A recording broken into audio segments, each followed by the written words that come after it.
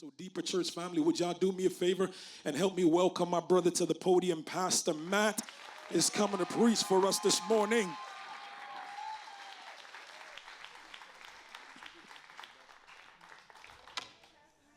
Deeper Church, I am honored to be here with all of you this morning, and I want to be more specific about that, though. Let's be more specific about that. I am honored to preach and teach in a place where normally you are graced with the preaching and teaching of someone who I admire and respect and who has game in the preaching game. And so I just want to real quick, he didn't know I was going to do this, and he might be mad at me for this, but I just want to give some flowers to your pastor, Pastor Rahan. But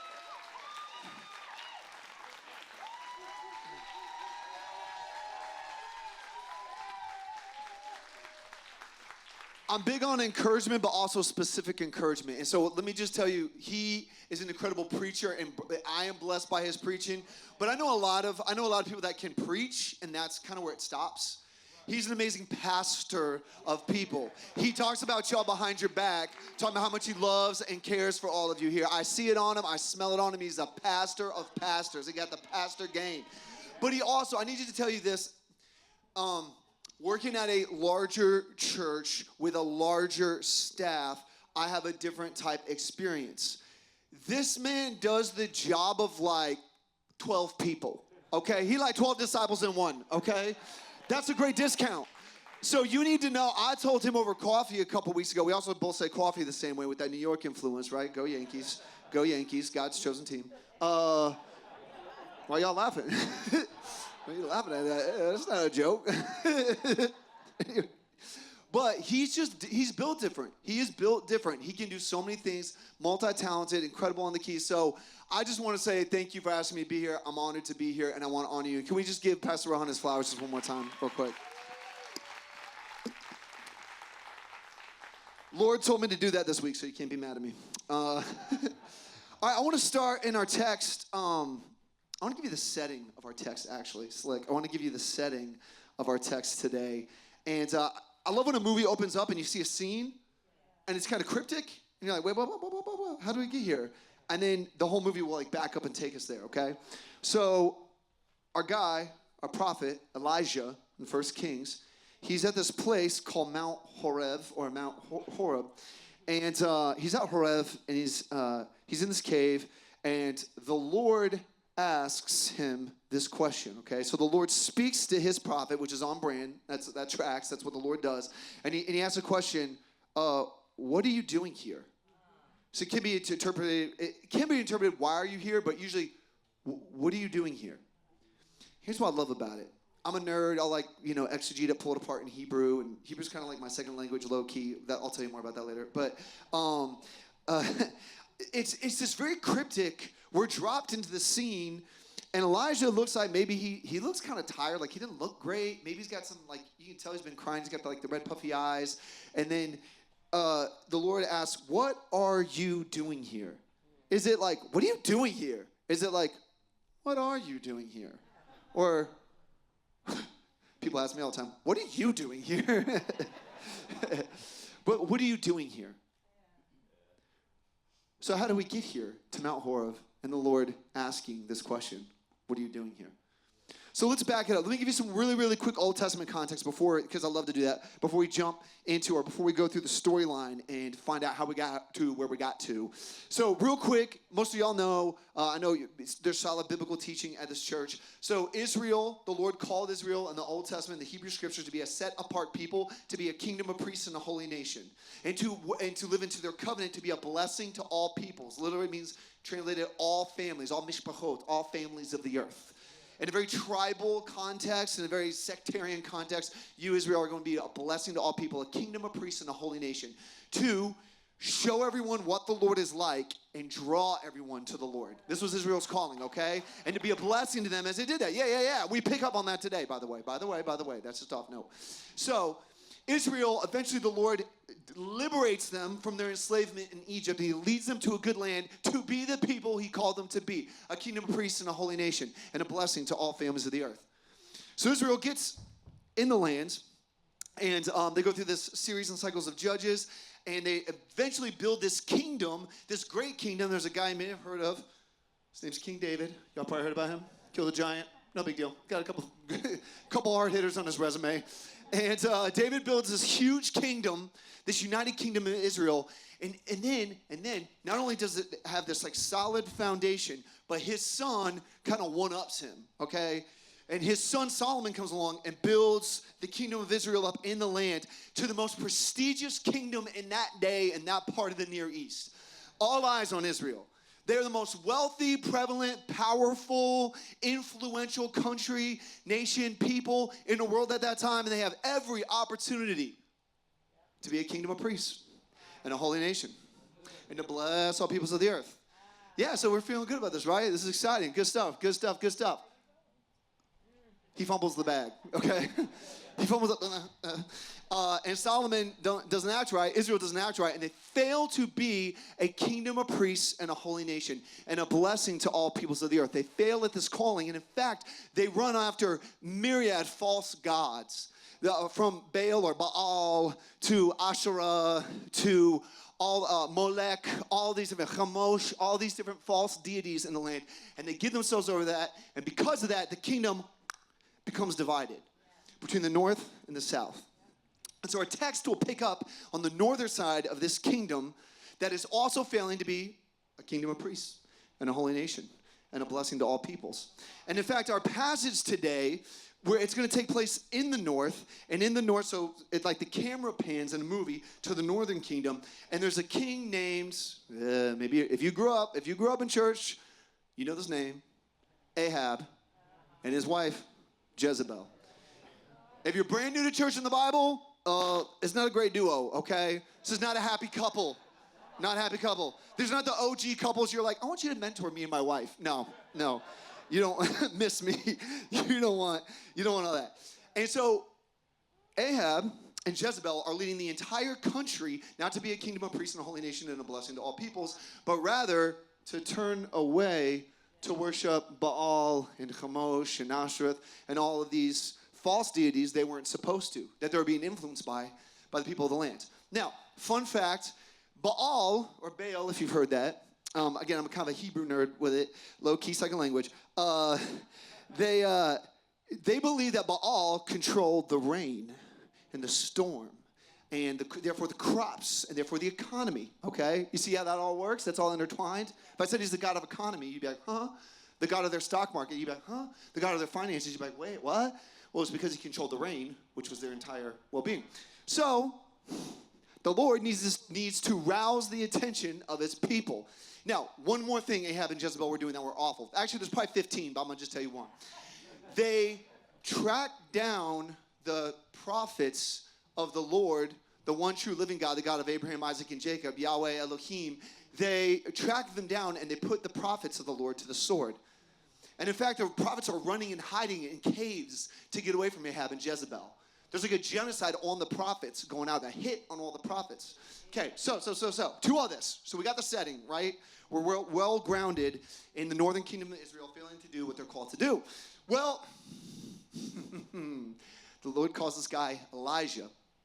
Now, it's not his name, Aliyah, means my God is Yahweh, okay? Or Yahweh is my God. That's what his name means, Aliyah.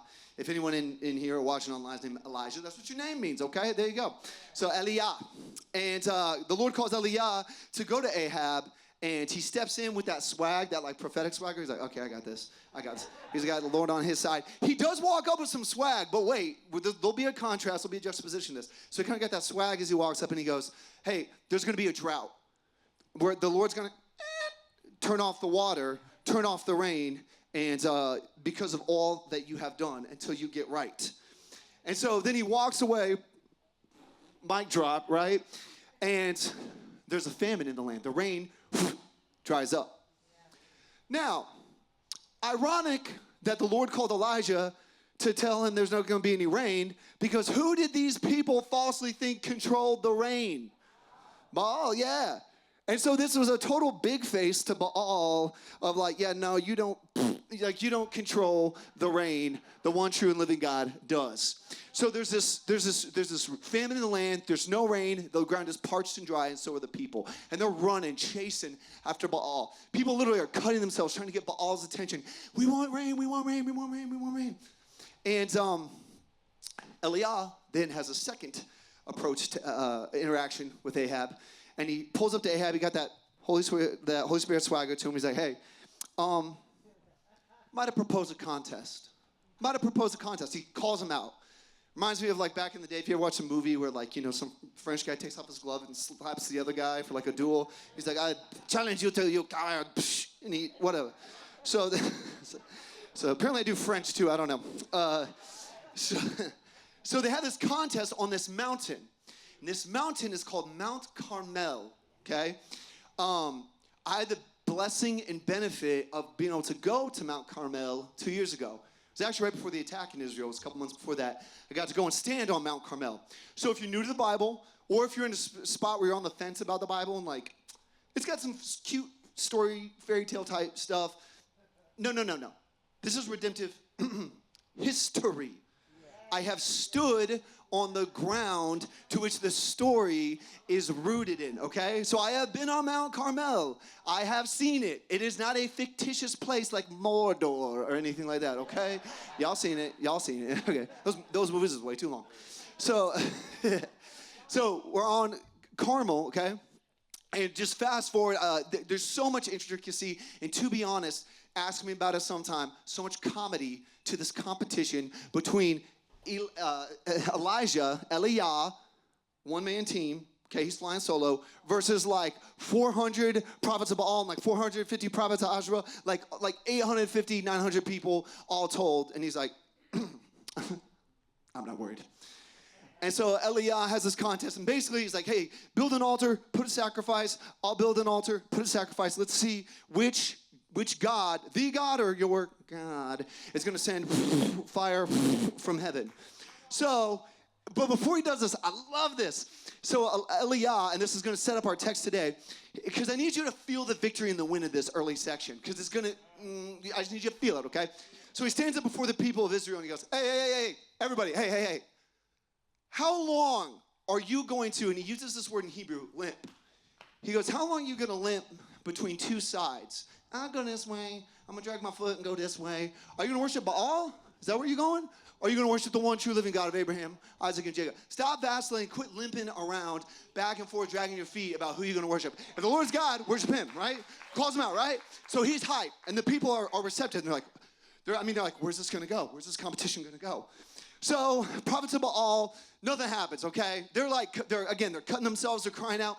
And then ironically, there's a wordplay. They start doing this weird ritual dance where they're limping around the altar. I don't know what kind of like toe drag swag this like dance is, but they start limping around, nothing happens. Then Eliah goes big and he goes, Lord, I know you're gonna send fire from heaven. I wanna like stunt. I really want this to like really make an impression and then pop off. So he goes, hey, guys, real quick, could you dig a giant trench and moat around this? And everyone's like, why?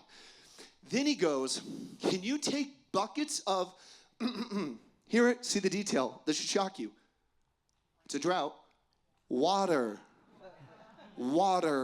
Take all this water and fill the moat and also splash it on the sacrifice.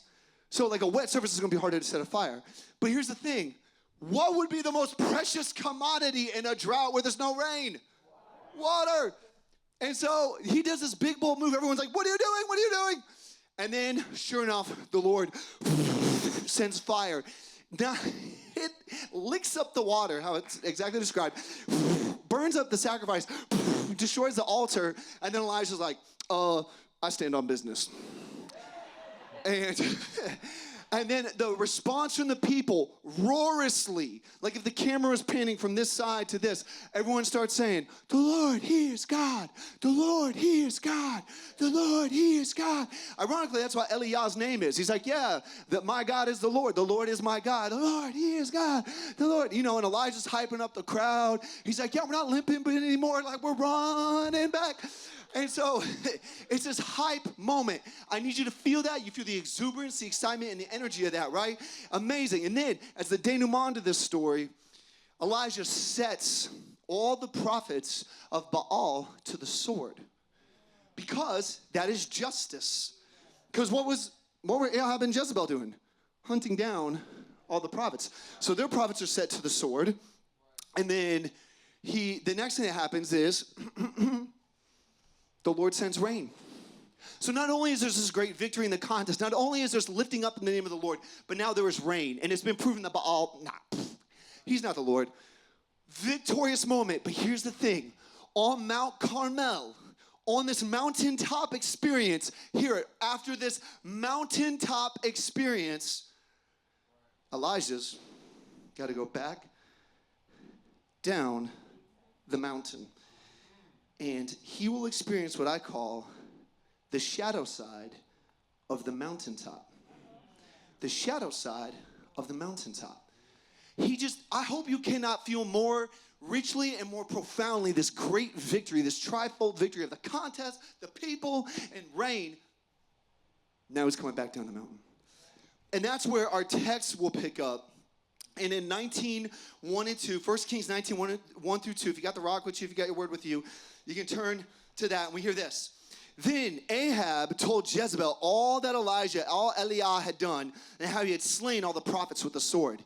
Then Jezebel sent, this word, messenger, narratively, it's going to come back around.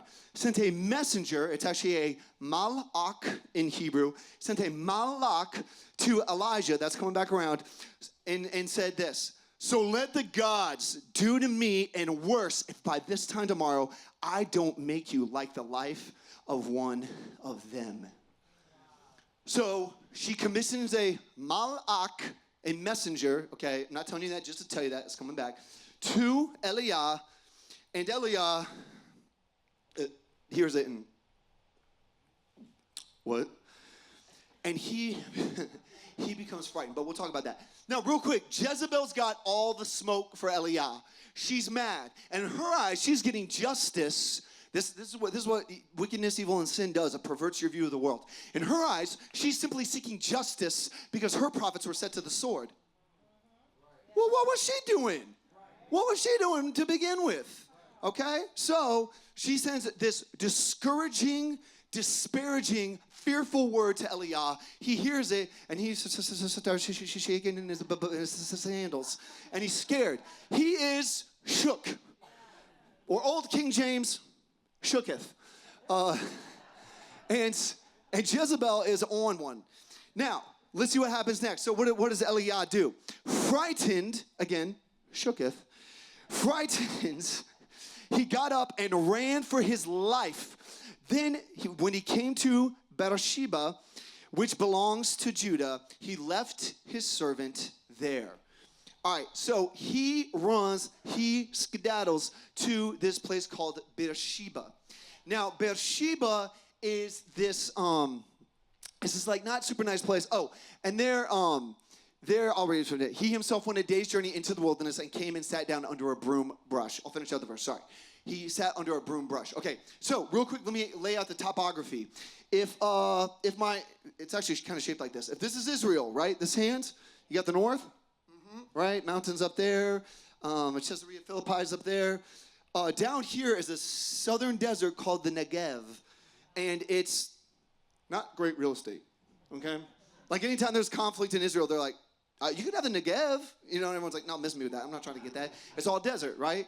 And so this is in the southern part called the Negev. And it's arid, desert, and it's called what the Hebrew people call midbar, wilderness. So he goes into the wilderness. It's this dry, arid place. And Beersheba should, as we read the text, go, wait, that's a significant site. That's a significant site. Beersheba is the same wilderness that in hopelessness and helplessness, Hagar went to sit under a broom tree and die when she had been cast out from Avram's house. And the Lord saw her, heard her, and was kind to her, right? This is the same place that in a difficult time in life, Abraham, Isaac, and Jacob had come to Beersheba, this time, this wilderness spot, this wilderness testing place, this difficult journey in a difficult climate, an arid, dry setting.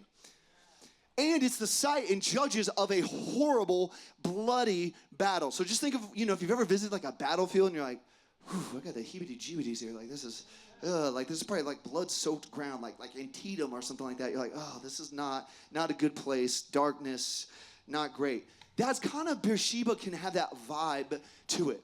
But then he sits under a broom bush. Okay, we're like, real quick, whether you're watching online here in the room, okay. Who here has ever grown a broom brush tree? Anybody? Or seen one? Yeah, you don't go. You don't go to Pike's Nursery and be like, I'll take a broom brush, please. I'll take 5 of them. Thank you. Put them in my car. Like, we don't know what that is, okay? We have a picture of a broom brush tree, if we could throw that up there. A broom bush or a broom tree, it grows, okay, not great coverage, but it grows in very arid settings. This is going to come back around. Very arid, dry, Bamidbar, wilderness, desert settings, and its roots go down really, really, really, really, really, really, really, really, really deep, so it can hold deep stores and wells of water, so that it can survive and thrive in a seemingly impossible climate, like the Negev, like here in Beersheba, okay? So that's the 2 things to know from here. One, Beersheba, when you're reading the text, you're like, oh, not a great place. Wilderness. The real estate also, I would not buy there. Not buy there. Bad real estate game. But it's also this place where there's been a bloody battle and there's been this sad, tragic tale of Hagar or Hagar. Yeah, so the broom tree also is what Hagar or Hagar sat under. And it too becomes a symbol. Laying under this type of tree becomes a symbol of, at best, discouragement, but man, of depression and of desperation, which leads to dread, and please hear it, despair. Laying under the broom tree in Beersheba, there is no other way to read it in Hebrew besides dude's in a bad place. Discouraged, depressed, desperate. Man, even despairing. And this is where we find Eliah. Wait, hold up. Back up a couple days. Eliah's on the mountaintop. The Lord, He is God. The Lord, He is God. The Lord. These 3 victories. He got the dub. It's this amazing thing. But he had to go back down the mountain. And now he finds himself in Beersheba under the broom bush. And he's in a bad spot. And he's in such a bad spot. Look at what he says next in 4 and verse 5. But he, when it is journeying, he prayed that he might die. What? He prayed that he might die. It's too much, he said. Now, Lord, take my life, for I'm no better than my fathers. He says, Lord, take my life, for I am no better than my fathers. Then he lay and he slept under the broom bush. Okay, so in Hebrew, where we read, it's too much, it literally is enough now. That's what he says. He goes, enough now. It's enough. It's too much. I can't deal with this anymore. And he experiences this intense sorrow, this intense depression. He's in a bad spot. And there is no ambiguity about this. He wants to lay down and die. He's done. He wants to lay down and die. And there's places like this in life any of us can get to, where it's this deep depression and discouragement. And it can lead to despair. In Brene Brown's book, Atlas of the Heart, she's a psychologist and therapist. She says despair sets in when you think in a bad spot, like in Beersheba under a bush, broom bush. When you think tomorrow is going to be exactly the same as today and every day after. You can't see it getting any better. And so this day's journey Eliah took, it's basically, not to be too macabre with this, because this happened to one of my dogs, but if you don't know, when dogs become a certain age or if they're sick, they'll literally just go into the woods off by themselves to lay down and pass. That is what Eliah is doing. That's what my dog did when I was in 8th grade, and that's what Eliah is doing. He's like, I'm just going to come out here to the wilderness, lay under this broom bush, and I just kind of want to die. I'm ready. Okay, you tell me. Can he get any lower? No, he cannot get any lower than this. And to be honest with you, I won't go into the full story, but I had a time like this in my life where I felt like this. I've lived with illness for 15 years, and when I was at Mayo Clinic and they were trying to figure out what to do and how to fix it, I still live with it today.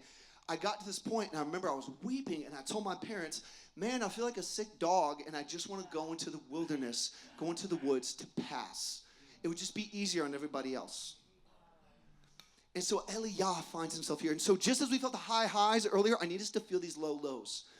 Now, here's what's shocking, right about verse 5.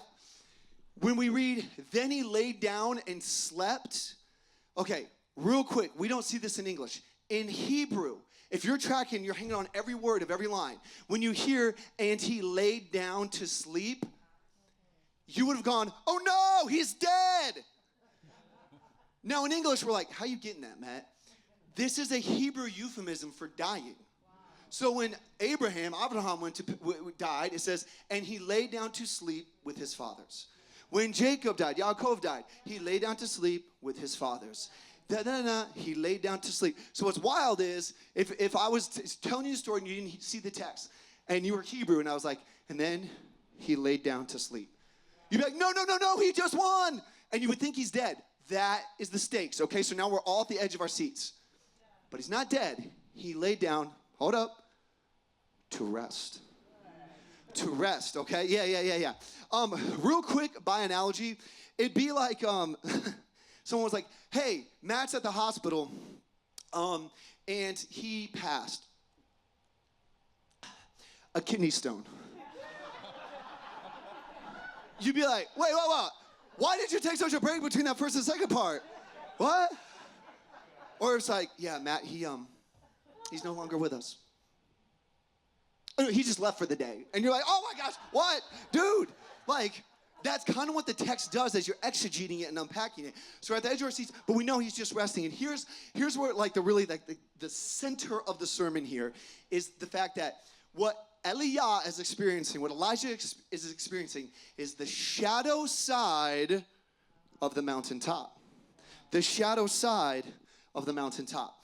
There is something to the human experience, even as followers of Jesus, where, man, we will have these high highs, these victories, and then we experience these low lows. Now, what happens, I can even tell you neurochemically what happens, is in your brain, you experience these high highs, you get a hit of dopamine. Right? And then serotonin, and you're resting easy, and serotonin is flooding your system and body, and like neurochemically, you're in a great spot. And then all of a sudden, you have literally like a withdrawal. You have a withdrawal when you come down the mountaintop, and your body feels it. And sometimes it even gets desperate, and it will start to release hormones like cortisol. Real quick analogy, two real quick analogies. My wife recently, I don't know how this happened, she became like a weird Disney adult. I love her. My wife, Brooke, she's working at our church today. But she got super into Disney. And after the first trip we took to Disney as a family, she was like depressed for a week afterwards. And we learned that there's something called Disney depression.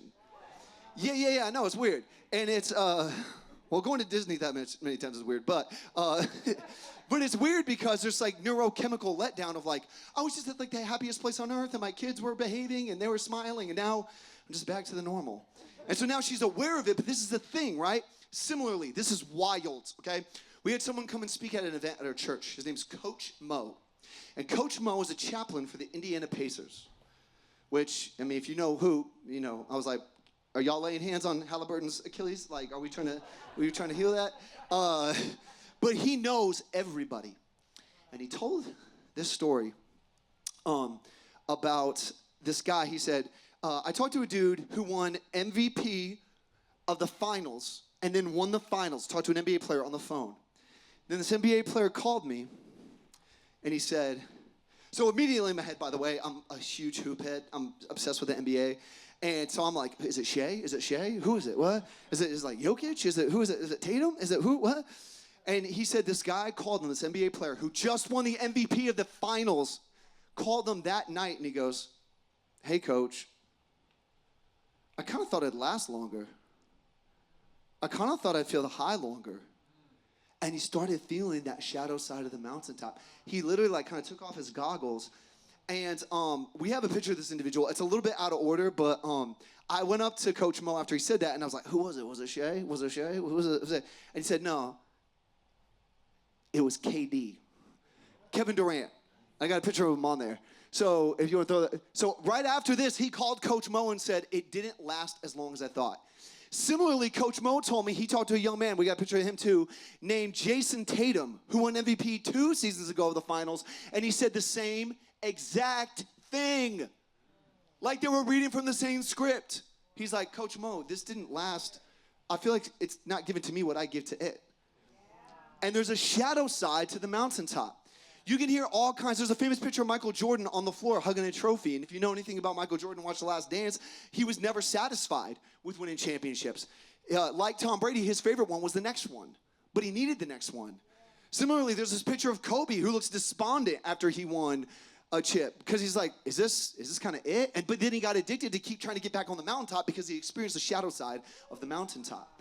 This is the thing we find ourselves here. And this is where Eliah is. He can't get any lower. And here's the thing. We, hear this, write this down, whatever you got to do. We forget the favor when we're in the dregs of depression. We forget the favor when we're in the dregs of depression. What's more? We cannot conjure courage in the depths of despair. We cannot conjure courage in the depths of despair. And this is where I see all the time in pastoral ministry, people get stuck. People get stuck. And so that's where Eliah is. But behold, the Lord moves. 19:5, we got to fly here. Then he lay down and slept under the broom brush, and behold, it says angel. It is malak. It is a messenger. A messenger touched him and said to him, same word in Hebrew as with Jezebel earlier, a messenger touched him and said to him, get up and eat. So he looked, and to his surprise, there by his head was a cake baked in hot stones and a jar of water. And he ate, and he drank, and he lay down again. Then an angel of the Lord came again, and a second time, and then touched him and said, get up and eat, because the journey is too much for you. And so he arose, and he drank, and in the strength of that meal, 40 days and 40 nights, went to Horeb, where we picked up earlier, the mountain of God. So what's so cool narratively, I can tell you this in the Hebrew, is this whole thing was instigated, and what kicked this whole thing off is a malak, a messenger of Jezebel, saying, hey, Eliah, yeah, dog, she's coming to kill you, okay? She's going to do to you what you did to her prophets. That instigated this whole thing. That led him down this whole spiral. Now the Lord sends a messenger. So see the narrative parody there. He sends a messenger to Eliah to comfort him and to provide for him. Now, one other Hebrew nerd thing I got to tell you, but it hits different. The phrase where she says, like, get up and go eat, get up and go eat. Again, in English, we're like, okay, cool. I wish someone would tell me, get up and go eat right now. Listen to this guy. Like, whatever. Here's the deal. There's a phrase emblematic of all the prophets, where every prophet in Hebrew is called to kum lake. Arise, go. Kum lake, arise, go. If you're a prophet, you're calling us kum lake, arise, go. Go do this thing. If you're a prophet, kum lake, arise, go. Kum lake, arise, go. And you're always going to do something, right? And sacrifice something. Here's what's beautiful about this low moment. The messenger of the Lord says, kum lake. And so Eliah's probably like, sis, are you kidding me? Bro, are you kidding me? Right now, you want me to get up and go? I've got nothing. I want to die. But the messenger, the malak of the Lord says, no, just get up and go eat and then rest. Literally called to rest. Okay, I need you to hear that strongly. He is called to rest. Some of you are like, I think that's me. Yeah, probably. In depression has a way of sapping your energy and strength. A lot of times people struggling with whether clinical or circumstantial depression, they often will stay in bed for many days at a time. Eliah's in that type place. And the call, Kum Lake, where he's going, oh my gosh. It's like your boss calling you to be like, hey, can you come in? And you're like, oh, it's more so like, hey, can you just like get up and take care of yourself and eat and rest? And you're like, oh, okay, that's kind of nice. Like I can messes with that. So there's this resting, and here's the thing. I cannot say this more adamantly. You need rest. You need reset. It is biblical. There's a holy calling to cum leg in rest and eat. And you need to rest and digest. In fact, one more like neurochemically nerdy thing. Your sympathetic system is your fight or flight.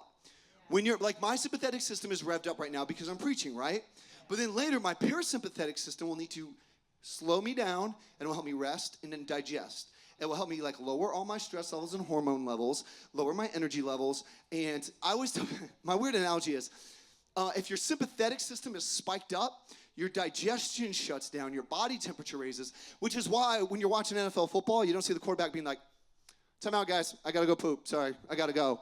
Like, that's because his sympathetic system has shut that down.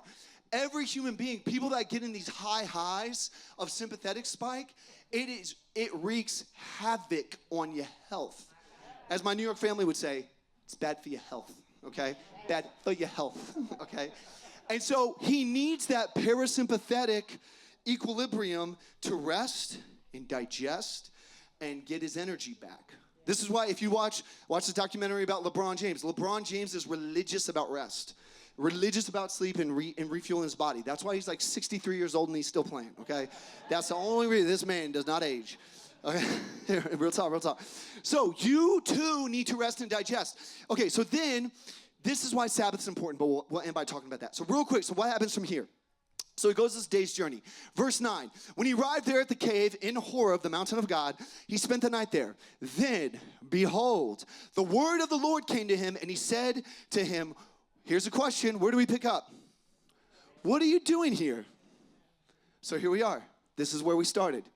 What are you doing here? Now, I want to just give you three options. There's probably more. This is someone who pulls apart the text in the original language like a nerd and all this, and who's heard so many sermons. I don't know how to interpret this. I think it's purposely vague because it could be like, well, what are you doing here? You know what I'm saying? Like if I was supposed to be at church on a Sunday morning and my wife came in the living room and I'm watching NFL pregame, she'd be like, what are you doing here? You're not supposed to be here. Go, go, go, go, go, go. So it could be that. Or it could be like he's done something wrong. Like if my daughter, Ruth, who's 4, was just like drawing with marker on her walls, and I would come in and be like, what? What are you doing here? What are you doing here? So there could be that like, you're not supposed to be here. It could be corrective, right? 2 more options. It could be just an invitation for conversation. Like, it's always going to be rhetorical with the Lord. As you guys are in this series about questions, right? The Lord asking questions. I mean, I'm sure Pastor Rohan has talked about this. Like, the Lord knows. The Lord doesn't need the information. You know what I'm saying? I laid the foundations of the earth and hung the stars. What are you doing here? I don't know. I mean, please, the Lord knows. But maybe it's just an invitation for conversation. Like, hey, what are you doing here? Pastoral counseling a lot of times. I know why someone's coming to see me, but I'll say, hey, what are you here? What are you feeling? How are you? It's an invitation to communication. But it could be, lastly, an invitation for contemplation. Elia, you tell me, what are you doing here? And I'm taking this counseling class right now as part of like furthering my education. And they talk about that as a lot. As a counselor, what you want to do is you want people to come to something on their own. I don't want to be like, you should do this, you should do that, you should do this, you do this 4 things, you'll be happy for the rest of your life. No, like, what do you think? You tell me. So it could be an invitation for further contemplation. Now, that's the question, right? So it could be somewhat punitive, like, what are you doing here? Get out of here. It could be, what are you doing? Stop. You're not supposed to be in this place. It could just be, hey, talk to me. Intimacy there. Or it could be, really think about it, Elia. I want you to think. Come, get there on your own, okay? And so here, Elia says this. He says, I have been very zealous for the Lord of hosts, he said. For the children of Israel have forsaken your covenant, torn down your altars, and slain your prophets with the sword. And I alone, you tell me, what is that word? I what? Alone am left, and they are seeking my life to take it. But wait, hold on. I had to tell you the first part to get to this. This actually is not true. Elijah just had a mountaintop victory where the entire nation was going, the Lord, he is God. The Lord, he is God. Eliah knows there's actually other surviving prophets, and they just said all the prophets of Baal to the sword. So what? So like when I read this, literally my first reaction was, did he just forget what had happened, just had happened? Like, how did he forget this? How was he already forgotten what the Lord has done? And here's the problem.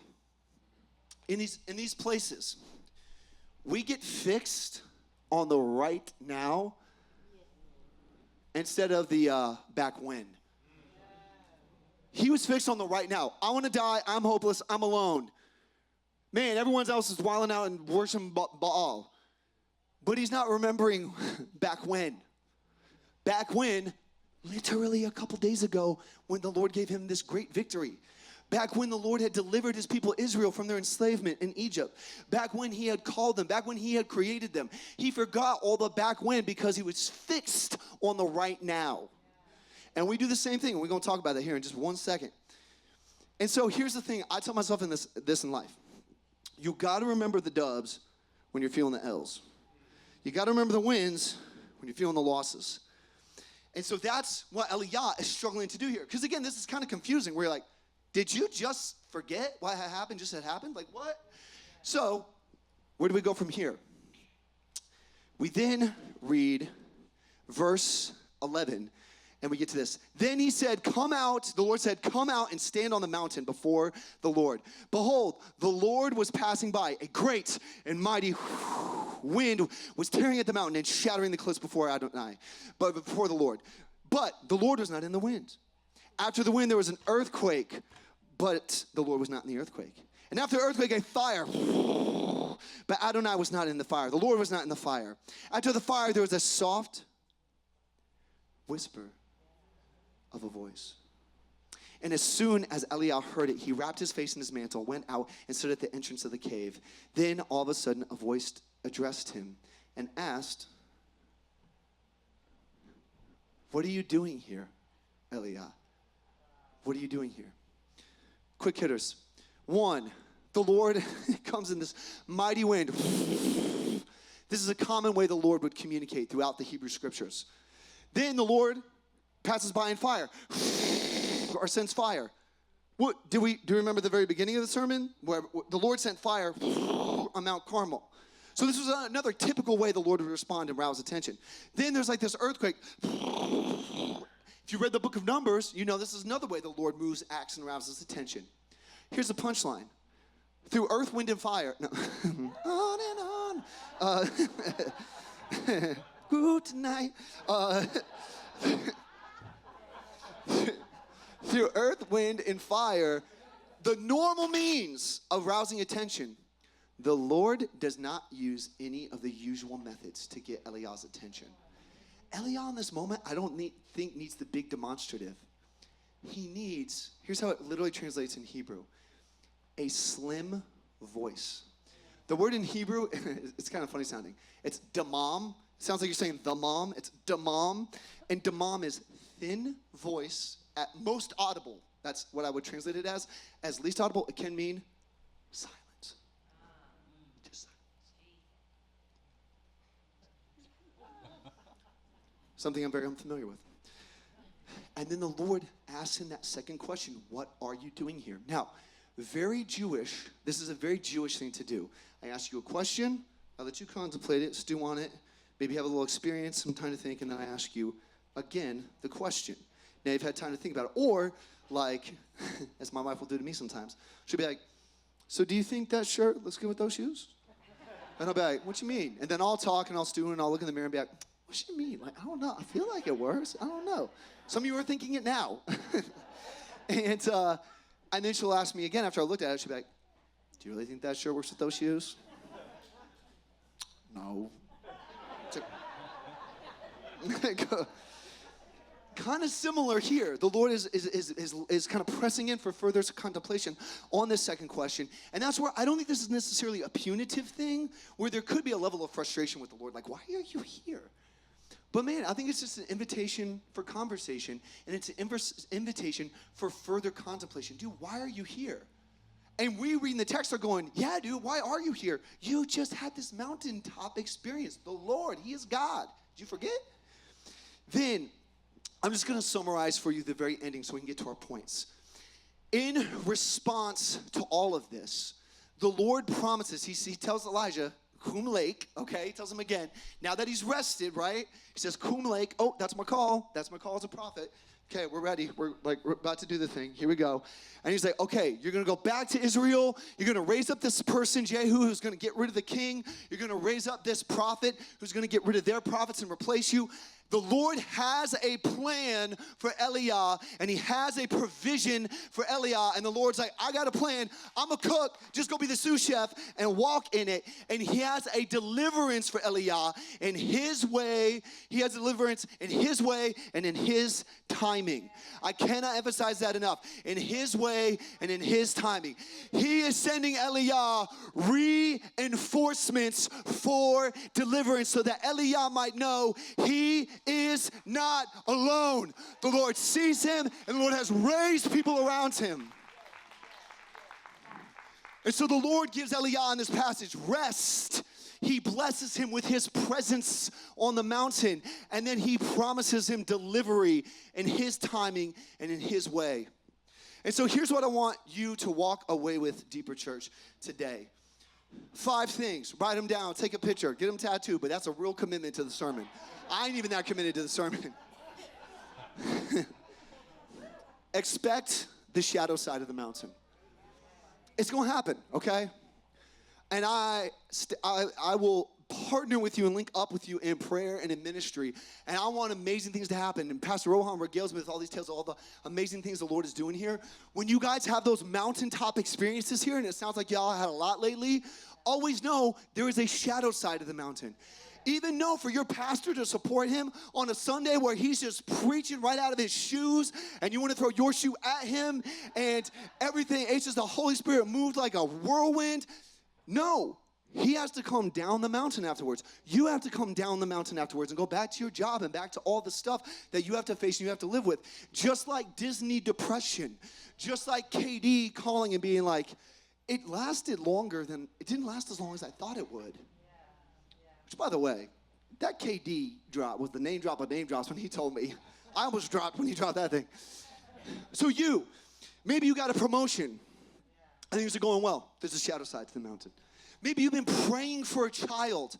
Man, you've been wrestling infertility and the Lord delivers a child. Well, you got that shadow side of the mountain where you're not getting a lot of sleep, right? Man, maybe you just graduated or you just got that degree or whatever. Okay, now I got to get in the job market, the job force. There's a shadow side to the mountain. Maybe you just, oh my goodness, the Lord provided financially, my bills are paid. And then like 2 of your tires blow on the highway. Yeah. I promise I had a 3-year run of getting a tax return that got blown out on Highway 75. And so there is that. And in fact, in terms of that sympathetic response, what happens is in these seasons, you're revved up and your body doesn't know how to rev down, and you are faced again in that rev down with oncoming challenges. So here's what you can do. Be proactive about the shadow side of the mountaintop. Be proactive about it rather than reactive. Sometimes just knowing something is helpful. And here's the thing, just accept it. It's gonna happen, accept it, and to that, second thing, be honest and allow yourself to feel how you are feeling. Okay, we live in a society of Instagram where like everything in my life is awesome. Did you guys not know this? Everything's amazing. Man, I'm telling you, a lot of that is fraudulent. People are afraid to trash. A lot of it's fraudulent, and it is good and right to notice how we're feeling, accept it, and digest it. When you eat a lot of food, do you not feel yourself digest it? Yeah. Like sometimes it's smooth, sometimes it's easy, sometimes you're like, oh my gosh, I feel like I have the movie Alien in my lower, like sometimes you feel it, and some emotions are more difficult to digest, but you have to let your body digest and process. Same with emotions. And real quick on this, hear it, please hear it. And they say stereotypically men are like this. I don't like that, but it has been somewhat my experience. Men, it takes courage to face your emotions. And that is something men express fear when it comes to, it's called an anxious attachment. Express fear when it comes to that. you can face your emotions with courage and boldness in the Lord and let them wash over you and say, it's okay. I might feel like I'm under the broom bush, but I remember the mountaintop, and I remember that the Lord, He is God. That don't change. Thirdly, in this, no matter how you're feeling and allowing yourself to feel how you feel, rest and remember. Rest and remember. We talked about it earlier. There's a kind of fatigue that sets in with depression. There's this exhaustion that takes place. But we, like Eliah, are called to kum lake. Arise and go. Kum lake. To rest and digest and eat and allow yourself. Dude, you need to rest. You need to reset. And so allow that, that sympathetic spike to come down to a parasympathetic spike so that you are ready to continue to walk in your calling. You cannot walk in your calling when you're falling and you're exhausted. But here's the thing. We also rest, but we remember. We remember what the Lord has done. We don't want to find ourselves in this situation where we forgot what had happened, and all of a sudden, wait, what? I forgot what the Lord did. We get so fixed on the here and now, we forget the when, right? The back then. We get fixed on the right now, we forget the back then. We get fixed on the right now of exhaustion, the right now of depression, the right now of feeling overwhelmed, the right now of despair, that we forget back when the Lord delivered us. Back when the Lord called us. Back when the Lord created us. And for we as followers of Jesus, we forget that Jesus has the ultimate victory. Jesus has delivered us, called us into new life and new creation. And so we don't want to forget that when we're in these moments. And so we need to remember. And again, you got to remember the doves when you're feeling the L's. You got to remember the wins. There's health in that. And do you know a great practice for that? A great practice for resting and remembering? Look around the room right now. You're doing it. You online who took time to watch this today, you're doing it. You're resting. It's called Sabbath. On Sabbath, you rest. Shabbat means to cease. You cease normal activity and you rest. And part of Sabbath is not just doing nothing. Part of Sabbath is remembering what the Lord has done. Remembering the doves when you're feeling the L's, yeah. And part of Sabbath is worship. Sabbath was created for worship. People kind of forget this. That's why some people go, I ain't going to church on Sunday. It's my Sabbath. I'm going to sleep. And it's like, whoa, fam, that's one part of Sabbath. You forget, we're supposed to gather together to remember and to worship. And there's something about the temperature of the room that raises our spirits when we gather together to worship. We remember corporately together. Here's the thing. I need you to help remind me what the Lord has done when I'm under the broom bush. I forget. I need you to remind me. I need to remind some of you today of what the Lord has done because you're under the broom bush. We need to remind each other collectively together. No, but remember when, I forgot. I needed that. I needed that encouragement. That's why we gather together on Sundays. Because here's the thing. Isolation is from the enemy. What happened? Elijah felt all alone. Let me tell you today, you are not alone under the broom bush. And not only do we celebrate corporately here, but y'all just thought small groups. You talk about community. You talk about reminding each other and saying, hey, fam, you need to slow down. You need to rest. You need to rest and digest and know how you're feeling. And in this, whether in groups or corporately, fourthly, penultimately, we wait upon the Lord's, or we seek the Lord's presence. We seek Him in this room. We're going to sing in a minute and invite His presence into the room. We seek Him in the relationships, godly, Jesus-following relationships. We seek His presence. And perhaps this is you today. Maybe on Mount Horeb, you need to also seek His presence.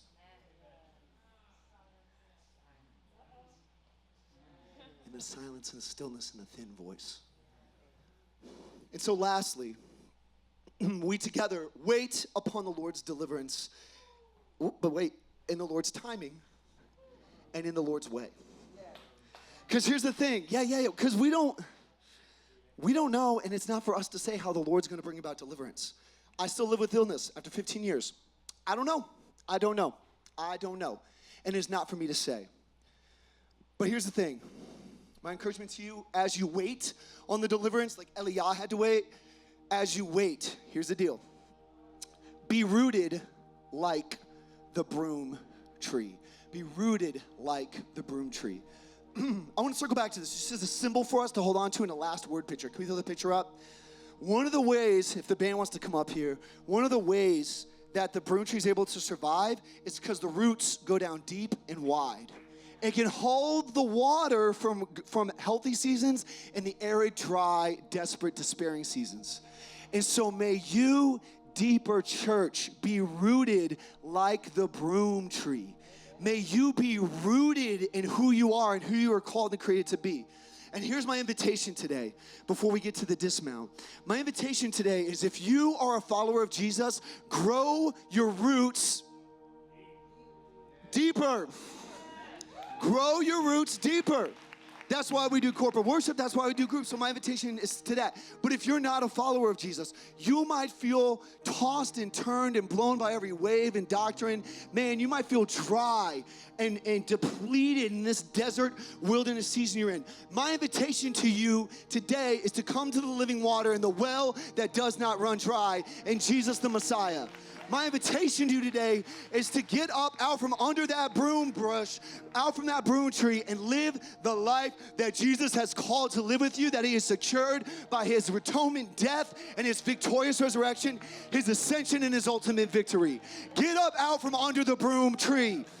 And so my invitation to you is, if you want to take that step to follow Jesus, we have people that will pray for you in this prayer room. If you're watching online, there's a number you can text, saved, and we'll follow up with you to take that step. But may we all be rooted. And as a walk-off benediction and encouragement, may I remind you, we are part of a bigger story. But here's the wild thing. If you've read the Word, we know how the story ends. What? Like, we have the script. And so may you walk in the victory therein. In your dry, midbar, desert season, may you get up out that broom brush, get up out that broom tree, and walk in your calling, revitalized, replenished, and waiting upon the Lord as you're walking actively. So I would invite you to stand as we prepare to sing. And as we prepare to sing this song, More Than Able again, I want to say as a benediction, I want to speak these words over you that Pastor Rohan said earlier. As we receive this word and endeavor to walk in it, as Paul wrote to the Ephesians, now to him, I speak to you now, to you, Deeper Church, now to him who is able to do far more beyond all that we ask or imagine, by means of his power that works in us, to him be the glory in the community of believers and in Messiah Jesus throughout all generations, forever and ever. Amen. So may you walk with the Lord, man, on the mountaintop and in the shadow side of the mountaintop, because he is in both. Grace and peace to you, Deeper Church.